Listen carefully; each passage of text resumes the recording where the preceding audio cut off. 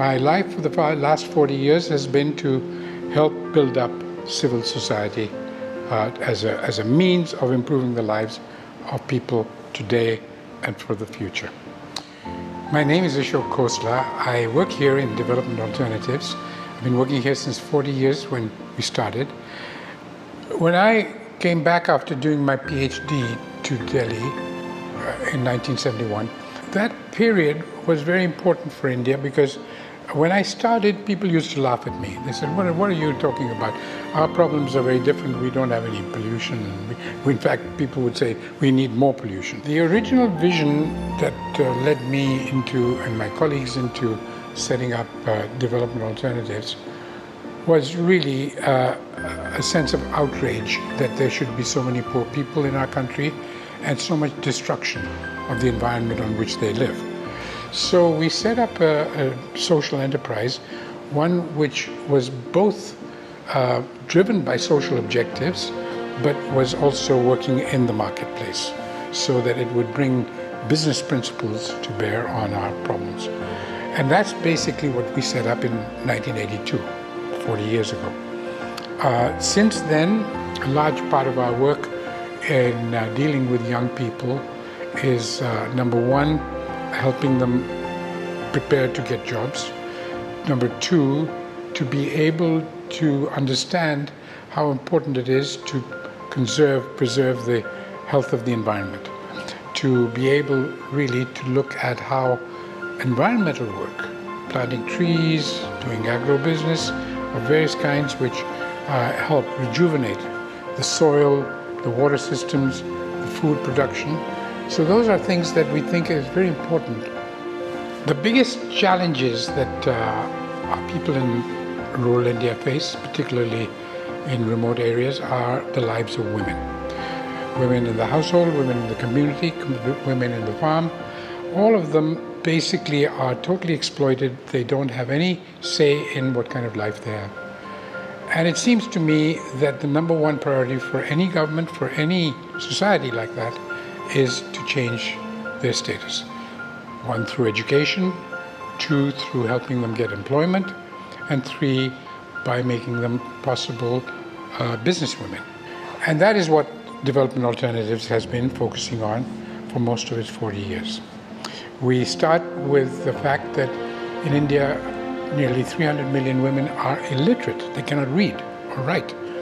And so we have developed a magic literacy program which teaches them how to read and write and do simple arithmetic in literally 2 months.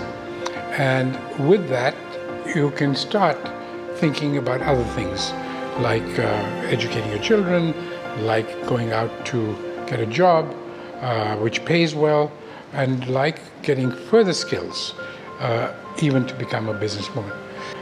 We've taught more than 250,000 women how to read and write.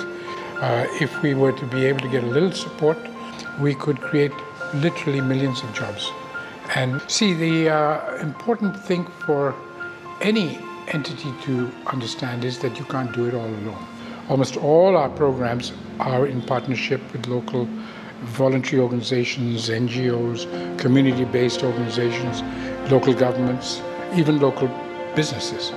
And we've done that in fairly large numbers in a variety of areas, extending from the lives and place in society of women, girls, all the way to factories and houses and making varieties of energy, water, agriculture improvements in people's lives.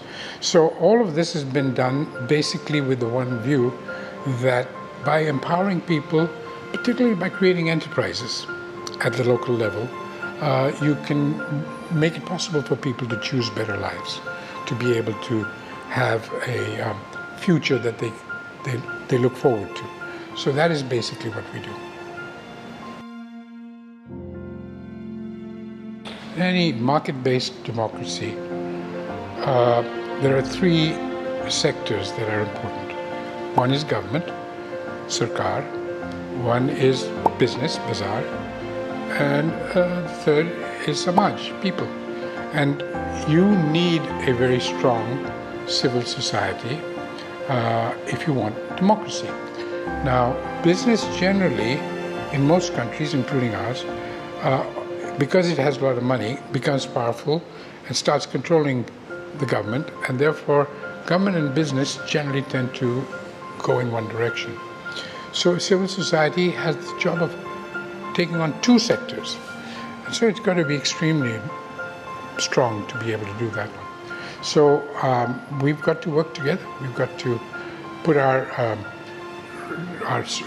voices as well as our strengths together in order to convince policymakers that what we do is in their best interest, is in the best interest of the country.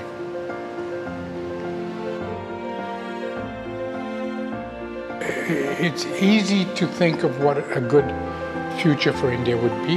It's a future where every single citizen has a decent life, has hope and dreams that will get fulfilled, has a job, has a reasonable income, has access to education and health care that he or she is entitled to.